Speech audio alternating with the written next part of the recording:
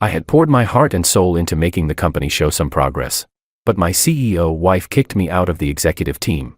Just to let her lover replace my position. The two of them openly professed their feelings in front of me. One was crying like a delicate flower, begging me to hand over my shares. The other, with deep affection, said, if I were her husband, I wouldn't let her be in such a difficult position. A husband shouldn't keep secret money, he said. But unexpectedly, I slammed the table and outright refused going on strike. This caused the company to fall into an unprecedented crisis. My wife cried and begged me to come back, begging me not to abandon her. I agreed right then and there. But the next second, I pulled out the divorce agreement from my underwear and slapped it on her face. I said, how could I abandon you? You still owe me what's mine.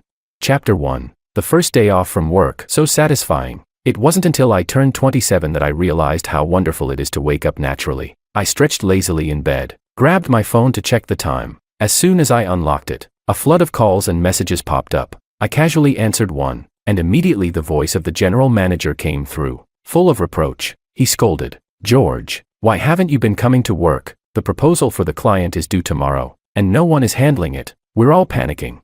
I turned over, adjusted my position, and responded slowly, Manager, we had the annual meeting a few days ago, and the boss personally gave me time off. I've already handed over all my work. You can just talk to Makoto about it. The general manager hesitated, stuttering. He hesitated, saying, Makoto, he's still in the adjustment phase. I scoffed. Then it looks like you'll need to help him more. All right, I'm hanging up now. Before the general manager could say anything more, I ended the call, tossed the phone aside, and pulled the covers over me. It was only 9 a.m. Plenty of time for another nap. As for how chaotic the company was, what did that have to do with me?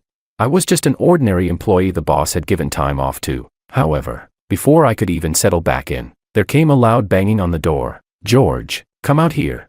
Hearing that voice, my sweet dream was ruined. I opened the door with irritation and asked, what's the matter?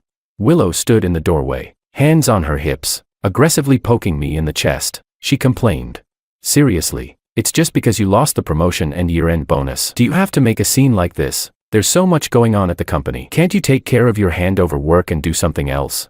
I lowered my head and scratched my ear, muttering softly to myself, I think I was just mentally assaulted. I need another nap to recharge. In a flash, I slammed the door shut and locked it. Willow was stunned by my reaction. Standing there in shock, she shouted from behind the door, George, if you keep this up, we'll just get a divorce.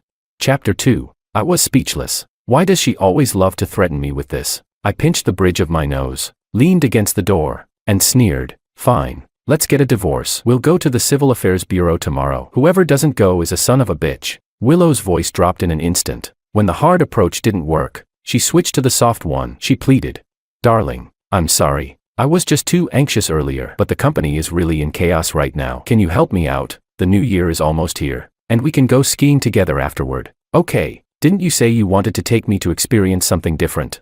As she softened her tone and started to act cute, my thoughts began to drift. Willow, my boss and my wife, honestly, with my abilities, whether it's joining a Fortune 500 company or starting my own business, it would have been easy, but because Willow and I had been together since we were in school uniforms and walked down the aisle, I resolutely turned down a 7-figure salary and joined Willow's family business. They called it a family business, but it was really just a construction company that had been passed down from her grandfather's generation. By the time it got to Willow's, the company was already in trouble, having hired too many useless relatives who didn't know anything. It was my aggressive reforms and desperate efforts to secure investments that saved the company. Willow gave me 5% of the shares and kept me as the team leader for 5 years. Once the company was on track, I remained busy, while Willow, unable to bear the loneliness from my long hours at work, found herself a pretty boy, calling him a student in need of support. Just last week, she openly brought him into the company, making him the new team leader to replace me. The promise she made to Lou to have me as the deputy general manager was also forgotten. The most outrageous part, she was worried I'd have a confrontation with the guy at work, so she told me to take a break at home.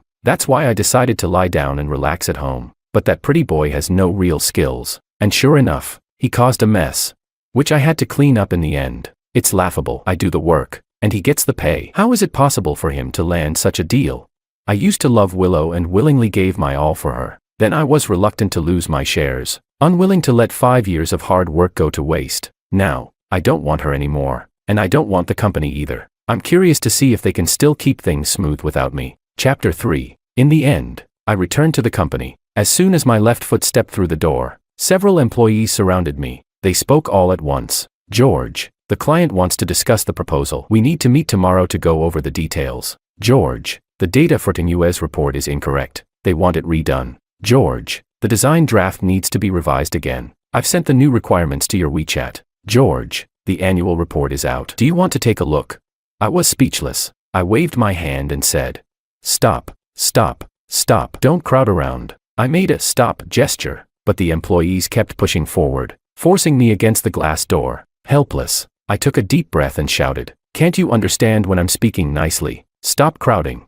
Normally at the company, I follow the principle that it's better to do a little more than a little less. I usually try to help with problems, but now these people were pushing their luck. I pointed at each of them and said, the meeting time for the proposal is already set. You can go without me.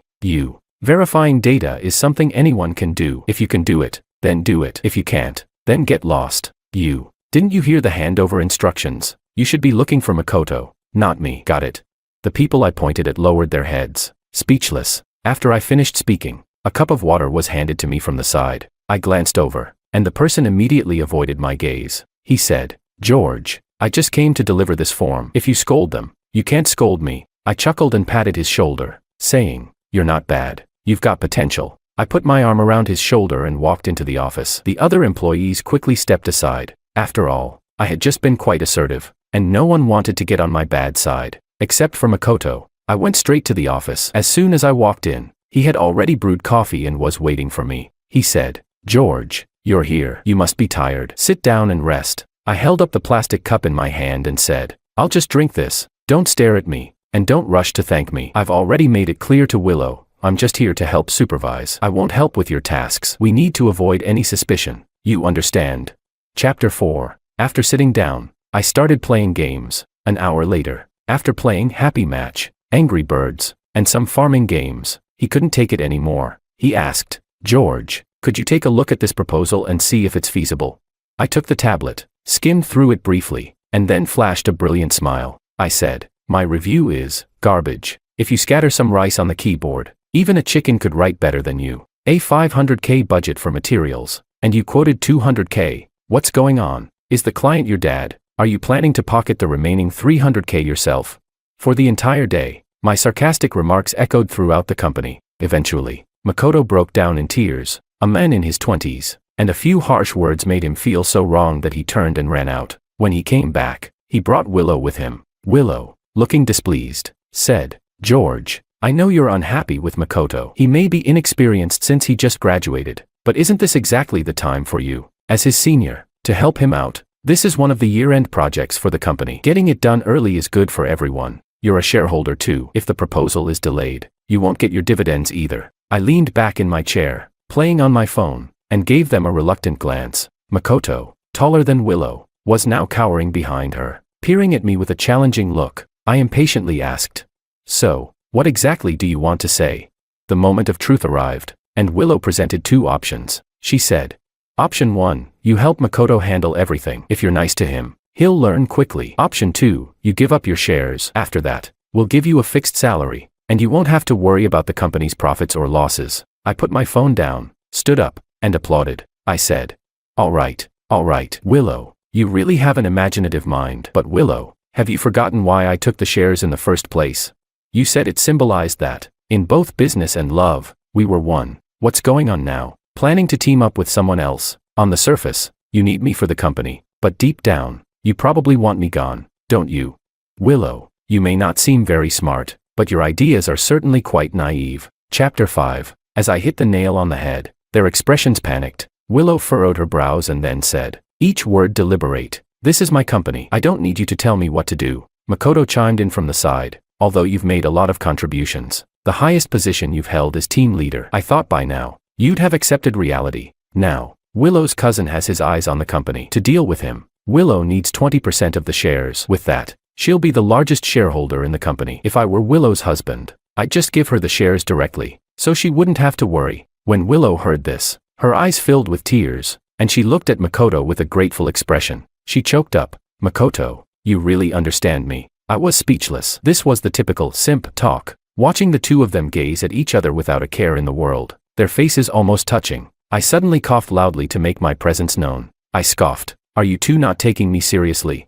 Although I've known you've had someone else outside, I'm not naive enough to wear this green hat. Here's the deal. I'll sell my shares, but the marriage has to end. I'm done with this mess. I'm not getting involved anymore. A glint of excitement flashed in Makoto's eyes, and then he dragged Willow out. They whispered and schemed for a while. When they came back, Willow had a completely different attitude. She spoke softly. George, I know you're angry right now, and I won't hold what you just said against you. Please don't think we're targeting you. I'm really thinking about you. People need to look forward. Just take a rest today, and tomorrow, please report to the new department. I believe with your abilities, even if you start over, you'll quickly rise to the top. The corner of my mouth twitched. I didn't know whether to laugh or cry. Where did Willow learn these words? Did she forget that just a few days ago, her excuse for putting me on leave was that I wasn't capable enough?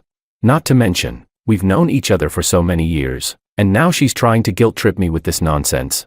I turned around and walked out. As I walked, I said without looking back, forget it. Look at the table. There's something good there. Chapter 6. It was a resignation letter and a divorce agreement. When I got home, I packed a few clothes and got ready to leave. Then, a call came in from the client. He asked, George, I heard you're resigning. Finally decided to leave that lousy company. Huh? How about you come work for me? I'll give you a manager position right away. I smirked and said, thank you for the offer, Mr. Chan, but I need to head home first. He responded, of course. It's been 5 years since you've been home, right? Don't hold a grudge against your parents. Even though your dad's too embarrassed to reach out to you, he's been asking people to look after you for all these years, which is why we've been doing business with the Liu family. I replied, right. Could you pass along a message to him? Tell him not to do me any favors because of Willow. We're done. After hanging up, I grabbed my suitcase and headed straight for the high-speed rail. Willow didn't even know that my family is actually quite well off, barely in the top 3 in the province. I had fallen for Willow at first sight, and pushed aside the marriage my family had arranged for me. My father was so furious he almost cut ties with me. I was stubborn, though. I actually moved out and lived a tough life for a few years. This time, when I returned home, I brought a lot of supplements for my parents. After apologizing and saying a lot of good things, their expressions softened. My mom patted my back and said, we know everything that's been going on. Just relax. The rest is up to your father. My dad, with a dissatisfied expression, said, how have you ended up like this? You've let them walk all over you. I shrugged and said, I'm not going to fight over something like that. My dad continued, since she's made her choice, she should face the consequences, good or bad. After reconciling, I packed my suitcase again and left. This time, I went north and hired a ski instructor. Willow had actually said one thing that was right. I had wanted to go skiing for a long time, but I could ski alone. By the time I had learned the ropes, it had been 2 months. When I opened my phone, which had been off for so long, I was bombarded with hundreds of messages. The most recent one was a voice message from Willow. She said, George, I know I was wrong. Can you come back so we can talk? Chapter 7. I quickly skimmed through Willow's messages. They started with some accusations, like, the company is at a crucial point. How can you just leave without a word? George, you've really changed. You're not even coming home anymore. If you have the guts, don't come back. Then came confusion, like, why are all the major clients asking for their orders to be cancelled? Did you say something behind my back? George, why do you have to make things so difficult? Finally, came the pleading, like, it's not what you think between Makoto and me. We've been together for 7 years. Why don't you trust me? I really can't live without you. George, I know I was wrong. Can you come back so we can talk?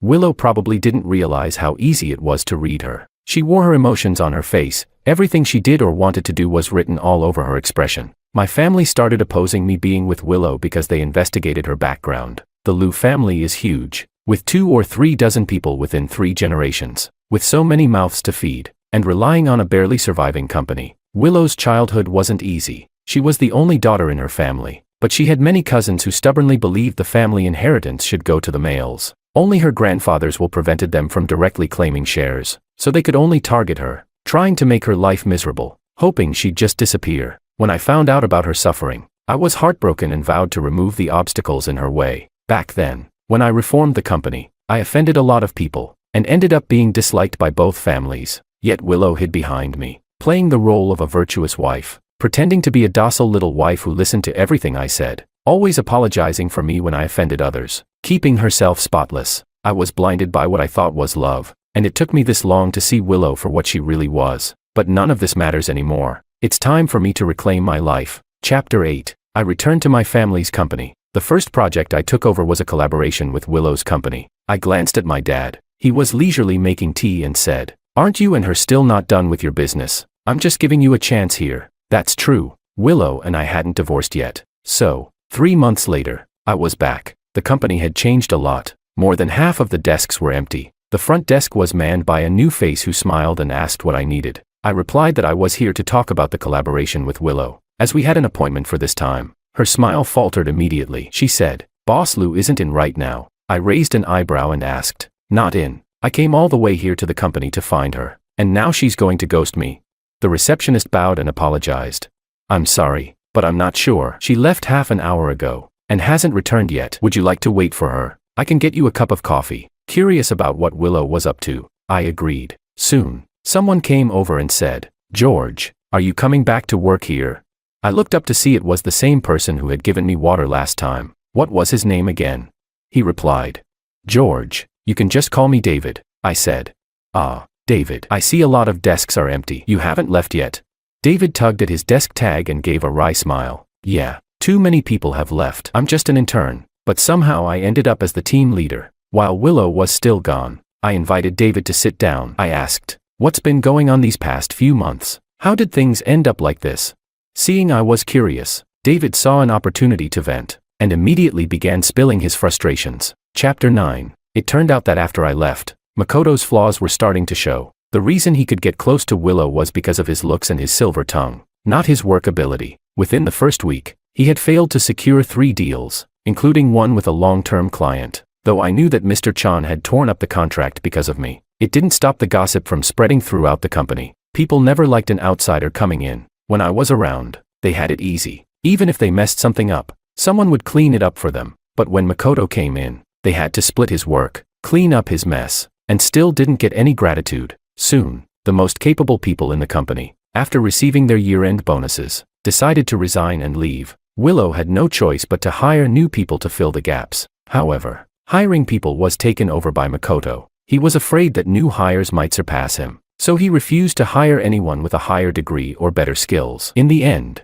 they hired a bunch of sycophants who were completely useless. It wasn't a case of 3 cobblers can equal a zhuge liang. The new hires couldn't even handle the work that I did alone back then. With the company losing several big clients and making poor hires, its financial burden only increased. It was then that Willow remembered my value and wanted me to come back and clean up the mess. Unfortunately, she couldn't get in touch with me. Willow was displeased with Makoto's disruptions and had ignored him for several days. Later, I don't know what kind of sweet talk Makoto used on her, but not only did she forgive him, but they also publicly flaunted their relationship at the company. The remaining employees also flattered them, saying they were a perfect match. After making Willow happy, Makoto's behavior became even more outrageous. For example, whenever he didn't like someone, he would resort to underhanded tactics to frame them, then twist the story to Willow. She, being emotional, would blindly fire the employees. He thought that by doing so, he could prove his position in the Lu group. What he didn't realize was that the company had already lost quite a bit just dealing with the N+1 liabilities. Today, things went even further. Makoto fell down the stairs. Although it was just a few steps, he insisted on being hospitalized.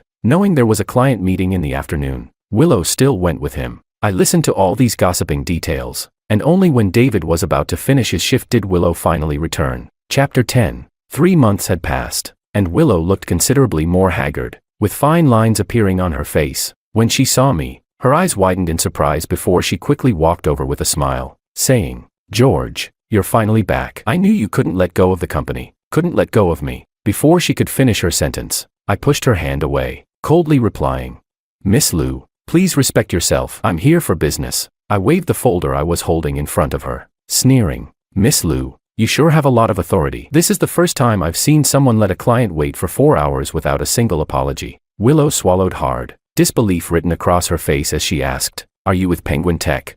How is this possible? The company hasn't even approved your resignation." I closed my eyes, feeling helpless. "Stop making a scene. Don't forget, I've already submitted my resignation, handed over my work, and it's been 3 months since I last showed up. Let's just say, who says I can't work 2 jobs? And right now, it's not your place to question me with your company's attitude. I think we should cancel this collaboration." Willow finally realized that I was no longer the small employee she could easily manipulate. she quickly grabbed my arm, saying, "George, let's talk properly. Okay, there's a reason for this." Makoto fell down the stairs and almost broke his leg. I couldn't help but laugh. I asked, "Almost broke his leg? So, he didn't break it? Isn't Makoto in his 20s now? Don't tell me a man his age can't go to the hospital by himself. Or are you telling me that with such a big company, no one else went with him? Or is it that in your eyes, a few million in contracts are less important than Makoto himself?" Willow was speechless after my series of questions, unable to come up with a response. She could only mutter, "After all, he was injured in my company." I raised my hand to stop her from speaking further. I said, "I don't care about the love and hate between you two. I didn't sit here for 4 hours just to question you. We can continue discussing this collaboration, but you'll need to go with me and get the divorce done." Chapter 11. Because of my unyielding attitude, Willow reluctantly led me into her office and began discussing the design proposal. This was a big project for me, a design and renovation for a new branch of a company. If successful, Lou's company could earn at least $1 million. But as I listened to her stutter through the explanation, I could tell something was off. Resting my head on my hand, I said with a half smile, "Who made this proposal? Was it Makoto? Didn't you say he learns quickly? How is it that even the data is wrong now? Do you really need 2,000 tiles for an 800 square meter space? Should I find a primary school student to do the math? Makoto's 211 degree, did he buy that?" Willow fell silent, her face turning pale. I didn't have the patience to listen to her excuses any longer. I stood up and said, "In that case, there's no need for us to collaborate." She rushed over, grabbing my sleeve, forcing a bitter smile. She asked, "So, can we not get divorced?" Willow's thought process was something I couldn't quite figure out. I chuckled coldly. "Wasn't it you who said work and family should be kept separate? Why is it that now you can't make up your mind?"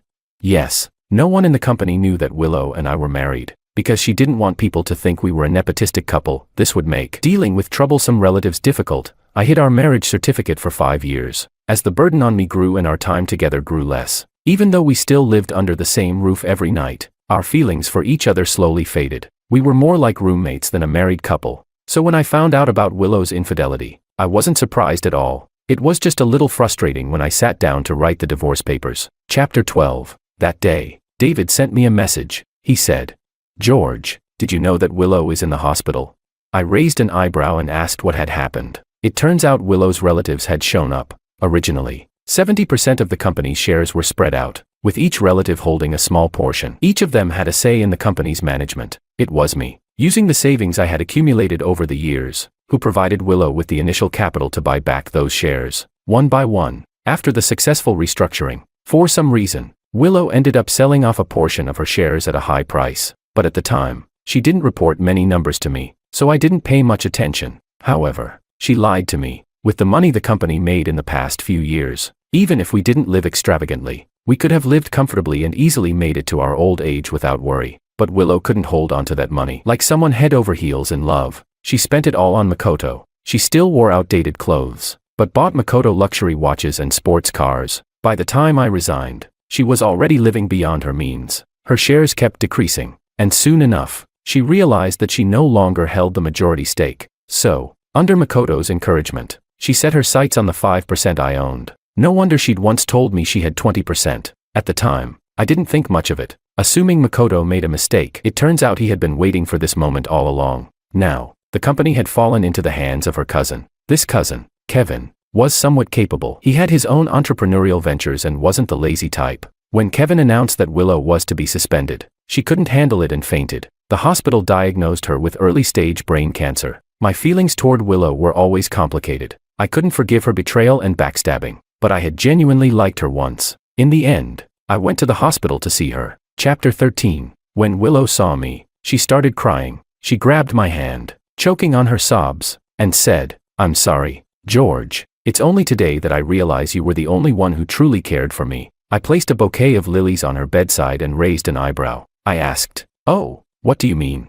Through Willow's tearful recounting, I pieced together the full story. It turns out that as soon as Willow ran into trouble, Makoto was also kicked out. In the past few days, Willow had only seen Makoto once. He came to break up with her. He said he needed a rich woman who could let him live a comfortable life, but Willow was no longer able to provide that for him. Makoto really perfected the art of living off others, almost causing Willow to faint in anger. Willow yelled at him to return the money, but Makoto had prepared for this. As soon as he accepted those funds, He made sure there was evidence showing that Willow had willingly given him the money. Even if Willow tried to sue him, all she'd recover were small, insignificant amounts after a long and exhausting process. And now, with her terminal illness, she needed a large sum for medical bills. The only good thing Makoto did was pay a $5,000 deposit for Willow's treatment. After that, he disappeared completely. Willow's relatives had also come to see her a few times, and without exception, they all wanted her to give up her shares. Wiping away her tears, she said, "They don't care whether I live or die. All they want is to drain my last bit of value."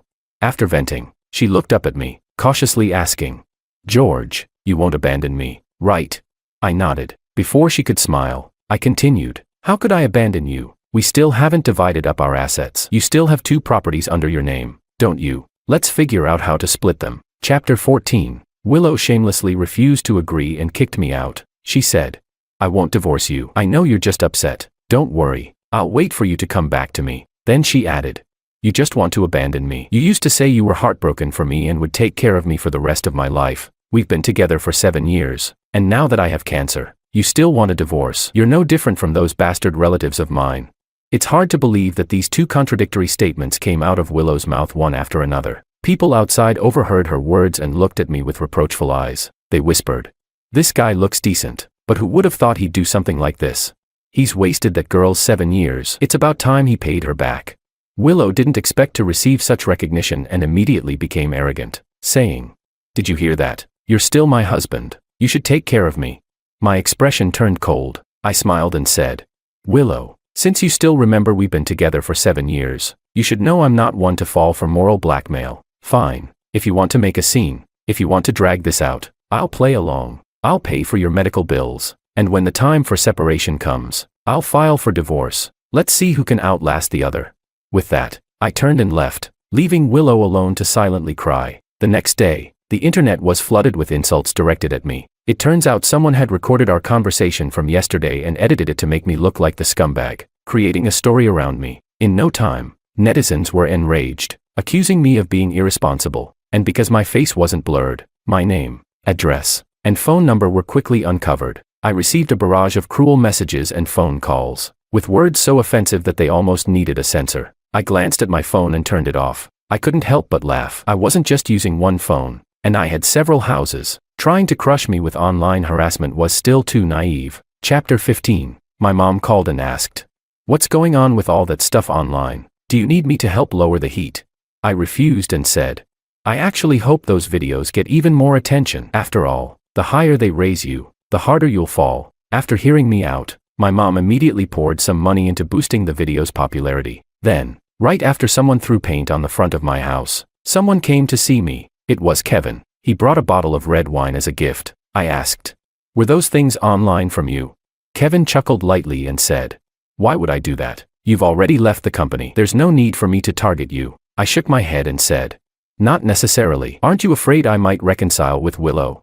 Kevin looked at me, his gaze sharp. He said, "I know you're not the kind of person who cares about those opinions. You could easily resolve it, but with the evidence I have, it'll be much easier for you to get what you want." I leaned back, half of my body sinking into the recliner. I asked, "Then what is it that you want?" Kevin opened the bottle of wine and poured me a glass. He said, "I'd like to ask Mr. Wong for a favor. What I want isn't much, just something within your means." I took the glass of wine and said, "How strange. When did the Liu family produce someone this clever? I thought they only knew how to live off the old fortune." Actually, as soon as I heard his name, his profile had already been presented to me. Kevin was an illegitimate child. It wasn't until he made a name for himself that he was acknowledged by the family, and they hoped he would help support them in their old age. Kevin didn't have much affection for the Liu family. His mother had thought she had found true love, but after she got pregnant, she found out he was already married. After angrily breaking up, the fetus was already 4 months old, and if she had gone for an abortion, it could have endangered her life. Kevin's birth was never welcomed by anyone. He was a self-made man, step by step, all the way to where he was today, and his return to the Liu family was only to use the company as a stepping stone for his own goals. Chapter 16. After seeing Kevin's background, I couldn't help but reflect. In this world, there is no such thing as the worst situation, only worse ones. When I was in love with Willow, I would be heartbroken whenever she faced even the slightest injustice. Now that I no longer loved her, even if she had cancer, I felt no sympathy. The only concession I made was my final act of kindness. Kevin didn't take advantage of me. He simply bought the 5% share I owned at a fair price and expressed interest in future collaboration. Things quickly took a turn. When someone dug up that I was the only son of the G family, I issued a statement through the company's official Weibo account. I consolidated the evidence I had with Kevin and published the full video from the hospital, establishing that Willow had been cheating during our marriage. Netizens quickly began discussing. This woman is turning the tables. She was the one who cheated first, and now she's blaming the ex-husband for not taking care of her after her lover ran off. She's out of her mind. If I were in her place and was morally blackmailed, I'd snap and start hitting people. Apologies to George. Sorry, I wrongly blamed you earlier. Once the statement was released and the evidence posted, netizens began to turn on Willow. I heard that many people who had been used as pawns in the hospital went to confront her. Willow couldn't handle the shock and fainted. When she regained consciousness, the brain tumor had spread further. The doctor said that if she didn't have surgery soon, the tumor might press on her optic nerve and cause blindness. Her surgery was scheduled for the following week. She was frightened and reached out to me again. She said, "Just stay with me through the surgery, and afterward I'll agree to divorce you." I agreed. But before 2 days had passed, I made a trip to the police station. It wasn't for nothing. Willow had an accident. She had fallen down the stairs, hitting her head and leaving a large gash. There was no major issue, but when she woke up, she started shouting that someone was trying to kill her. The doctors couldn't convince her, so they checked the surveillance footage. It turned out that someone had indeed pushed her from behind. However, the person was wearing a mask and glasses, so their identity was unclear. After Willow reported it to the police, she claimed she knew the person and pointed the blame at me. Chapter 17. Well, it turns out, I did know the person. When I found out Willow was cheating, I had specifically followed her for a while. Her intimate moments with her lover were etched into my mind, impossible to forget. So, when I saw the figure in the surveillance footage, I immediately knew who it was. Yes, it was Makoto who had pushed Willow. After I gave my statement, the police immediately moved to arrest Makoto. Makoto, knowing he couldn't escape, admitted to the crime in hopes of getting a lighter sentence for cooperating. It turned out that Kevin had also made a deal with Willow regarding the shares, and Kevin's promise to her was to help her recover the money from Makoto and to interfere with his new relationship. Makoto had attached himself to a new rich woman, but she was also married, and her husband had a much shorter temper than mine. When the husband found out about Makoto,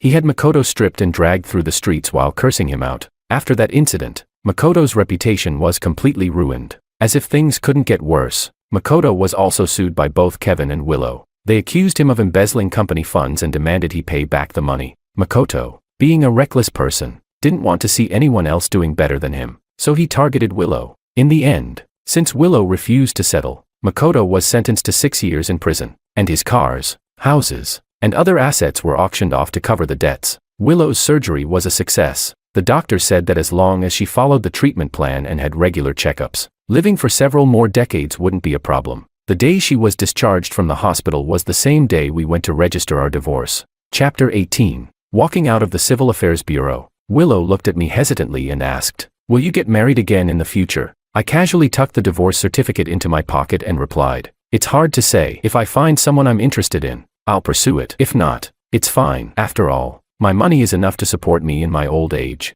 Seeing my relaxed attitude, Willow's eyes reddened. She said, "You're always like this, as if nothing can affect you." Actually, at first, I didn't mean to cheat. I just wanted to get your attention, to see if you'd get jealous and angry over me. But gradually, I was put on a pedestal by Makoto. His mind and eyes were all on me, and that's what I wanted to feel from you. I glanced at her, speechless, and said, "It doesn't matter now. It's pointless to talk about these things at this point. Maybe I didn't do everything right, but at least I didn't betray you. Your remorse, your apologies, and your love can no longer stir anything in me, because, from today, we're strangers. Take care of yourself, Willow." I wouldn't tell her that I had also been confused at times, that I had cried in the dead of night, and that I had cursed the world for the cruel jokes it played on me. But people always move forward. What doesn't kill me only becomes the driving force for my future. So what if I lost love? There are still countless beautiful views waiting for me to see.